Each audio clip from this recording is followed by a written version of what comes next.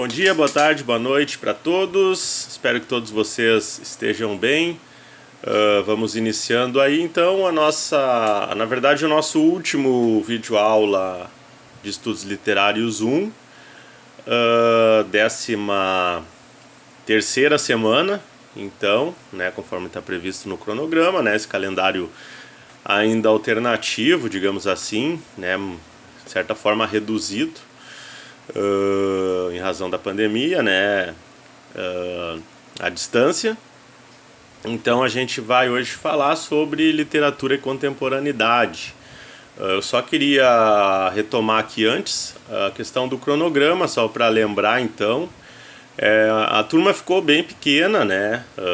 Então a gente tem hoje o fim do prazo de entrega das avaliações 2 e 3, né? Lembrando que a avaliação 2 são os resumos da aula 7, 9, 10, 11, 12 e 13. Né? Então, na verdade, como vocês estão tendo ainda esse conteúdo, e essa é a semana 13, né, vocês podem enviar aí até a próxima semana, e a avaliação 3, que é a resenha da fala, né, da professora Sátira.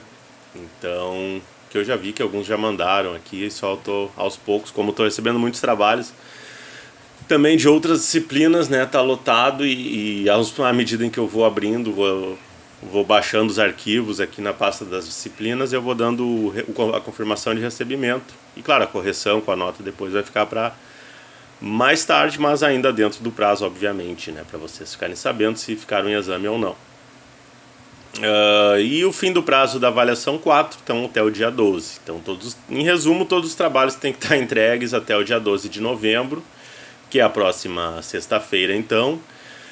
E como a turma é muito pequena, eu pensei em liberar, né, vocês desse encontro síncrono, e vocês podem me mandar e-mails com, enfim, se tiverem dúvidas, se tiverem sugestões em relação à metodologia, em relação a tudo, em relação à disciplina, que aí eu gravo um vídeo final de encerramento, né, um vídeo de encerramento da disciplina, né, do semestre, e caso aí alguém pegue exame, aí no dia 19 eu faço um vídeo com as orientações, né, sobre o exame, ou eu contato, né, se for 1 ou 2, eu contato diretamente, passo essas orientações sobre como vai funcionar o exame. Então esses são os recados, né, em relação a esse encerramento, né, de semestre.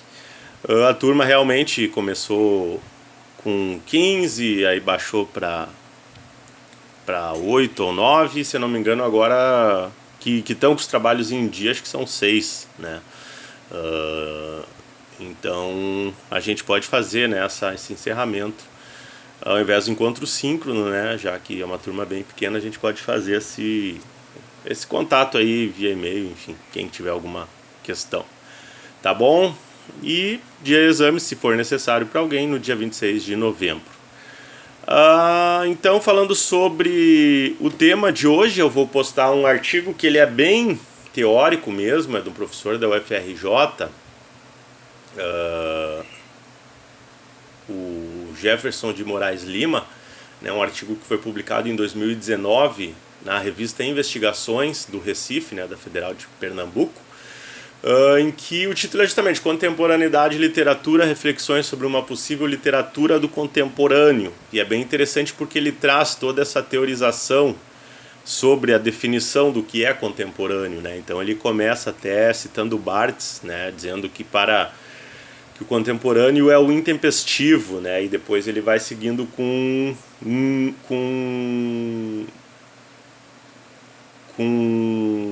peraí que é mais para frente que ele vai citar o outro autor que vai falar, é o Agamben, que vai falar capaz mais do que os outros de perceber, aprender o seu tempo. Então ele vai contextualizando e aqui nessa parte inicial principalmente tem muitas definições de autores da filosofia, principalmente da filosofia, né, mas da literatura também, autores. Que o artigo em si ele trata da obra do poeta, né, o Charles Baudelaire, a partir dessa perspectiva, né, como um artista contemporâneo, né? Então ele trabalha com Walter Benjamin, enfim, autores que também vocês já viram, Theodor Adorno, né, nas teorias da comunicação.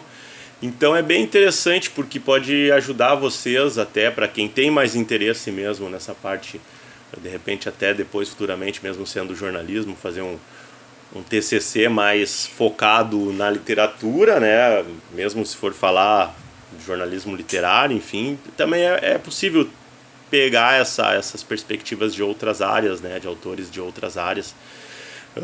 E é importante porque é uma reflexão que é válida, obviamente, a todos os momentos, porque a perspectiva desses autores vai tratar justamente como a obra contemporânea, aquela que de certa forma foge ao seu tempo, né? Então aquela que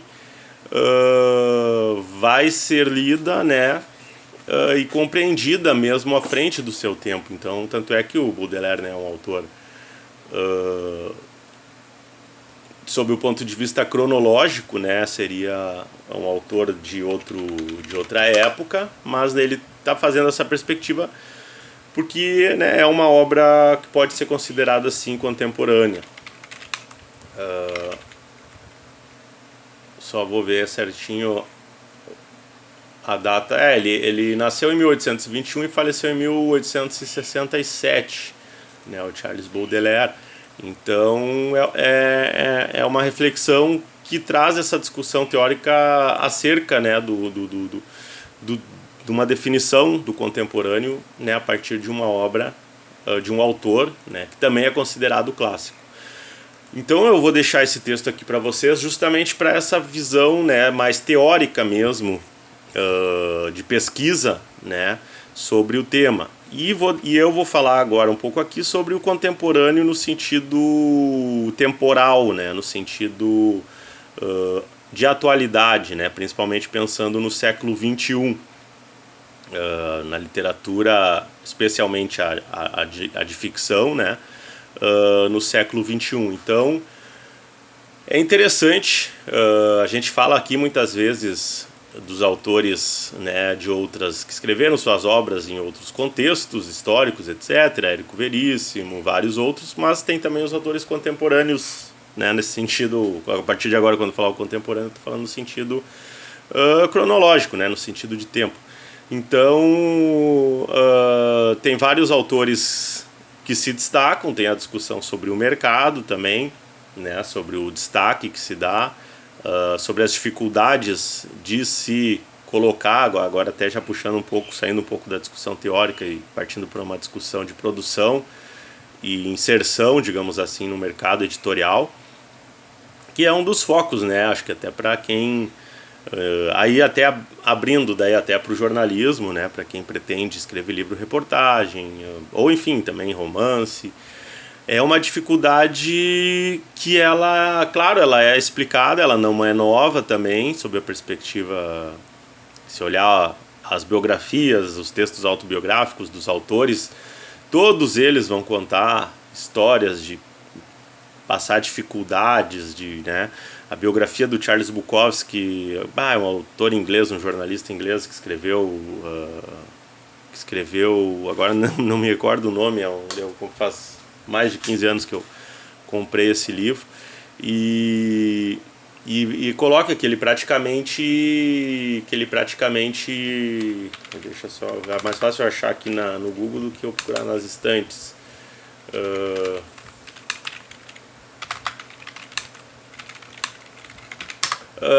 Então não apareceu aqui porque eu lembro que tem Velho Safado no título, aparece o Notas de um Velho Safado, que é o livro do próprio Bukowski. Tô vendo se ele está por aqui, por perto.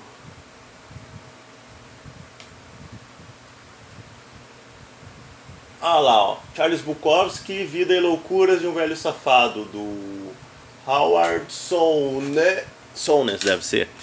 Então ele vai contar, né, que o Bukowski ele praticamente implorava nas cartas dele, né, para ser publicado, né. Então o Érico Veríssimo, todos eles passaram por, seja americano, seja brasileiro, enfim, passaram por dificuldades, momentos em que quase desistiram, enfim, se vocês ouvirem os jornalistas, inclusive, vai ser a mesma coisa, né? O Hunter Thompson, o Caco Barcelos, enfim, vários outros.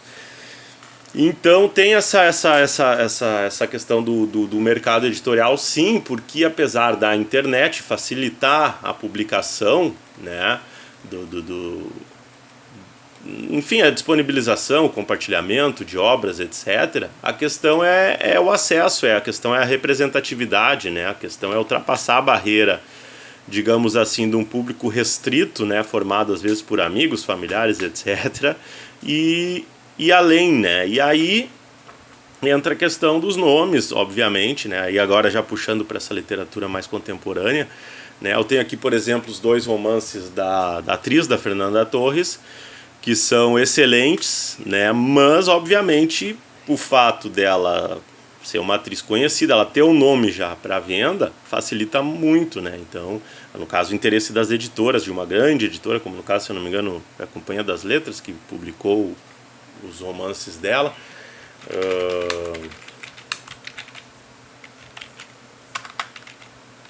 Então facilita, né, para as grandes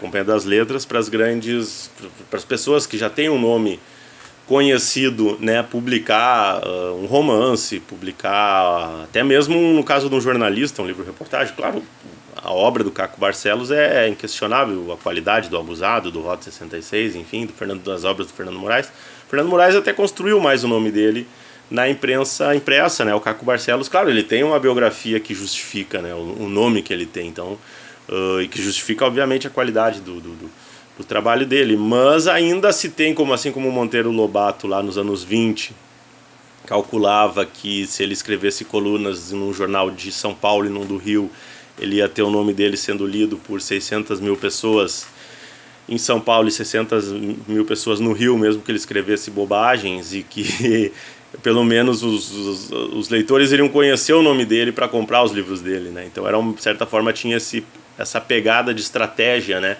E, de certa forma, não mudou tanto, porque é difícil para autores novos furar essa barreira, a não ser quando, claro, há esse casamento do interesse do mercado em relação até o potencial, né, de determinadas obras, que fazem com que sejam lançados novos nomes, né? Um caso recente é o do escritor Giovanni Martins, né, em que a própria Companhia das Letras, né, publicou e deu todo o destaque, enfim,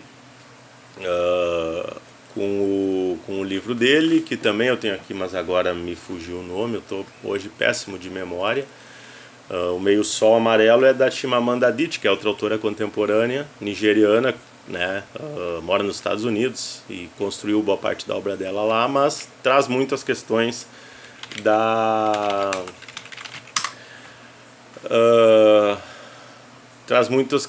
Nigéria, né? É Sol na Cabeça, que é uma coletânea de contos, que também é obra de... Ele tem 30 anos, né? Um autor novo, e é muito bom também, né? Os livros dele, né? Os textos dele são muito bons, né? Mas eu estou trazendo aqui, tentando falar para vocês um pouco, né, sobre como que, num contexto digital, ainda as grandes editoras têm um poder muito grande de definir quem vai chegar ao grande público e quem não vai, né, de certa forma, meio que aquela teoria do gatekeeper, né, falando sobre as teorias de jornalismo, né, nesse caso os editores e as editoras, os grandes editores e as grandes editoras, fazendo esse papel de porteiro, né. Então, até eu entrevistei o Ivan Pinheiro Machado antes da pandemia, ali logo no início de 2020, início do ano passado, para o programa O Café Literário, né, tá a gravação aqui, eu vou, né, quando a gente voltar a apresentar, né, o programa, ela vai ao ar. Então, em que ele comenta, né, que tem a possibilidade, né, de a internet, as editoras mais alternativas, né, etc, etc. Mas, né, eu acho que é reconhecido que é difícil de se inserir, por melhor que seja a obra, né. Eu tenho alguns livros, alguns achados, até tem um que está emprestado, né. Não tenho ele aqui, que é o Tradutor Cleptomaníaco, que é de um autor húngaro, né? E é um livro que eu comprei na época por R$ 5 num sebo na Jornada de Literatura de Passo Fundo. E é um livro espetacular, né? O conto é uma coletânea de contos também. O primeiro conto, que é o Tradutor Cleptomaníaco, é absolutamente genial, né? Eu não sei nem a editora que publicou, mas não é uma das grandes. Até posso conferir aqui, Tradutor Cleptomaníaco. Acho que até tem ali disponível gratuitamente Agora tem edições tem a da editora 34, mais contemporânea, né? Uma edição mais nova. A que eu tenho é a mais tranquila. Olha só, tá valendo R$ 100 na estante virtual. Eu tenho que pedir de volta esse meu livro. Então, porque alguns não tem muitas edições, até eu comprei o Paralelo 42 do João dos Passos. Eu ainda até não li, que é um dos livros que eu quero ler. E não tem muitas opções, não tinha muitas opções de preço também, né? Então, às vezes acontece isso com alguns livros que se tornam meio raros, né? E é um livro muito bom, né? Um livro que não tem um apelo, né, de nome como tem os grandes clássicos, né? Mas é um livro excelente. Claro que a editora 34 também não chega a ser nenhuma editora, digamos assim, menor, né? Uma grande editora também. Mas o que eu quero dizer é que é difícil ainda e é questionável, obviamente, como sempre foi, né? Esse processo de seleção, né? É engraçado, né? A gente reler o solo de clarineta do Érico Veríssimo, em que ele conta como foi o início de carreira dele como escritor, né? Como aconteceram e algumas oportunidades que ele teve foram totalmente por questões pessoais, de ousadia, né? Não foi nenhum concurso assim que ele fez, concurso literário, enfim, claro que tem vários, né? É outra possibilidade importante que tem vários concursos, tem o concurso nacional de literatura do Sesc, que é bastante tradicional, o livro vencedor e os não sei, menção honrosa, quantos são publicados pela editora Record. Então é interessante vocês acompanharem, né, esse cenário, né? Tem coleções que são feitas, né? Até tinha um ex-aluno do curso que ele estava participando de um projeto que é de uma coleção Amores Expressos, né? Era um projeto de extensão do curso de letras,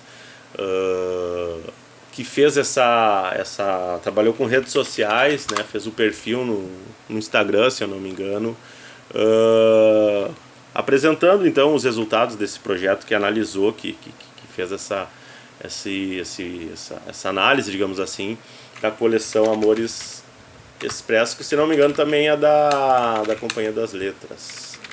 Então são coisas que estão acontecendo contemporaneamente, né?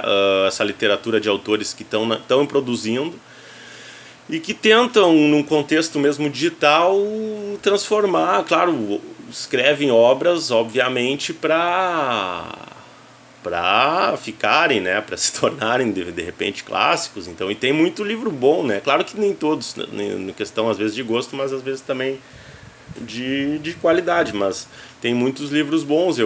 Alguns eu li dessa coleção, o do Daniel Galera, né, o Cordilheira, né, um deles. O Daniel Galera também já deixou de ser, digamos assim, um nome novo, digamos, desconhecido de quem acompanha o circuito literário brasileiro, né? Já é um autor de anos, né? Tanto é que o livro dele é de 2008, né, o Cordilheira. Então tem autores brasileiros, né, que eles viajaram para diversas regiões do mundo para escrever. Tem o livro de Praga, que eu gostei muito, do Sérgio Santana, é de 2011. Estive em Lisboa e lembrei de você, do Luiz Rufato também, eu tenho aqui. Mas são características diferentes, né? E eu vou dizer para vocês, o livro de Praga do Sérgio Santana, no meu caso, eu gostei, eu diria que pessoalmente para mim foi o melhor, porque ele conseguiu me surpreender, né? Ele conseguiu, assim, trabalhar muito bem questão de linguagem, de roteiro, de narrativa, de elemento surpresa, com imaginação do leitor, com criatividade, enfim. Todas aquelas técnicas que a gente falou aqui, todas não, né? Mas algumas as que aparecem são muito bem exploradas. Então, tem aqui vários autores que são autores que estão em destaque no circuito nacional, e que escreveram esses livros a partir de viagens para determinados países do mundo com o tema, né, de amores, né, amores expressos. Então são movimentos, né? Tem, como eu já falei para vocês, tem o jornal Cândido, por exemplo, que é da Biblioteca Pública do Paraná, que aborda literatura, tem edições mensais com conteúdo muito de jornalismo cultural voltado para a literatura, muito especializado, né? Muito bom para vocês também acompanharem. E tem N, né? Tem N clubes, grupos online, pessoal, né? Principalmente, né? Mesmo que nesse momento de pandemia não estejam havendo tantos encontros, etc. Mas tem as feiras literárias, enfim, todos esses movimentos, né, que de certa forma existem há bastante tempo, sempre existiram, claro, desde que a literatura é produzida no Brasil, e internacionalmente também, né? Então é interessante vocês, eu particularmente gosto muito de fazer essa mescla, né, entre livros às vezes clássicos que eu não li, tanto brasileiros quanto de autores internacionais, com autores contemporâneos, tanto brasileiros quanto os internacionais, com temáticas variadas, estilos diferentes, etc. Porque isso dá também dá um repertório para a gente escrever, né? No caso vocês estão fazendo jornalismo, vocês vão escrever, mesmo que seja notícias, né? E textos de não ficção, mas ajuda no repertório, né, de vocabulário, no repertório para estabelecer, colocar ali a ordem dos acontecimentos. Então a literatura é fundamental, né, para qualquer jornalista, independentemente até de plataforma, né, como eu já comentei. Se vocês pegarem grandes repórteres de TV, de rádio, né, provavelmente assim, aqueles que vocês admiram, se vocês forem conversar, forem perguntar, vocês vão ver que eles têm geralmente uma bagagem de leitura, de literatura mesmo, ou de romance de não ficção, mas de livro literário mesmo, que seja a literatura de não ficção, o livro reportagem, enfim. Eles vão ter, né, essa bagagem de leitura muito marcante, né, muito presente na trajetória deles. Então, em relação ao tema de hoje, né, claro que tem N outras, né, outros exemplos, né, eu citei aqui alguns, tanto de autores brasileiros, internacionais, que vocês podem estar acompanhando, mas a ideia é essa, né, ter essa perspectiva teórica, né, do artigo, e como tem outras produções, também teses, livros, etc., que eu trago o artigo que justamente faz esse apanhado para vocês terem uma ideia de algumas possibilidades de pesquisa sobre o tema, né? Mas também daí eu procurei trazer aqui para vocês um pouco o lado de mercado, né? De tanto sobre a perspectiva do consumidor, que é o sujeito que vai procurar ali, que vai ver o que está rolando, que vai se interessar em procurar uma feira, se procurar um evento, de procurar um movimento, né? Algo de literatura, de poesia, de romance, né? Enfim, ou por temática, né? Aí tá para se dividir em 1000 segmentos, mais até. E quanto do lado do autor, né? O que tem segue tendo, né? Essas barreiras, essas dificuldades, mesmo com, digamos assim, uma falsa impressão de facilidade, que, claro, de repente, de cada 1 milhão que postar texto gratuito, né, num blog, e um vai conseguir, é quase como um jogador de futebol, né, um vai conseguir chamar a atenção, digamos assim, de uma grande editora, né. E só pela publicação também é difícil, claro que acontece, tem esses fenômenos sociais, né, na fotografia, o carinha do Humans of New York, né, eu fui no lançamento do livro dele, se não me engano, meados de 2013, em Nova York, quando eu estava lá, e foi um fenômeno, né, ele contou a história dele, né, tem o livro dele ali de fotos, do livro foi pro site, cresceu muito, né, no caso dele, ele, né, fez o site lá, Humans of New York, que resultou no livro, em que ele era um fotógrafo, mas de repente ele começou a fotografar as pessoas em Nova York, que é o centro financeiro do mundo, cidade, né, cosmopolita, enfim, que reúne ali tudo que tem de grandes produções, né, e começou a, né, inclusive tem algumas personalidades, essas personalidades que se tornam famosas dentro da cidade no livro, que estavam lá na Times Square, que vivem lá de ganhar gorjeta, né, o cara fica com um ratinho na cabeça e morde a orelha dele e tudo mais. Esse cara eu vi lá, né, nos arredores da Broadway lá, e tá ali a foto dele. Então ele pegou essas personagens, digamos assim, que são aí, volta lá pro Joseph Mitchell, né, o Sr. Gaivota, que era uma figura ali conhecida nas redondezas e que ele transformou no clássico do jornalismo literário antes do New Journalism, né?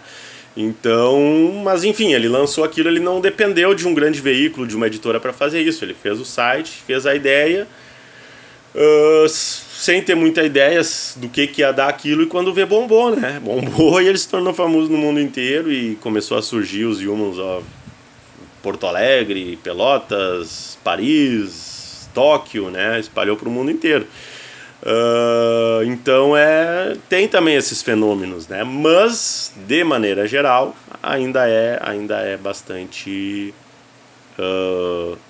baseado nessa figura do gatekeeper, né? Do porteiro, das editoras, editores, veículos tradicionais, tendo um pouco ainda esse poder de definir, né, aquelas obras, aqueles livros, né, aqueles autores que vão ganhar algum destaque, e aqueles que vão ficar peleando, que são a maioria, e muitas vezes a imensa, né, maioria, mas que muitas vezes produzem obras, às vezes até de mais qualidade do que algumas que se tornam, digamos assim, mais comerciais, né?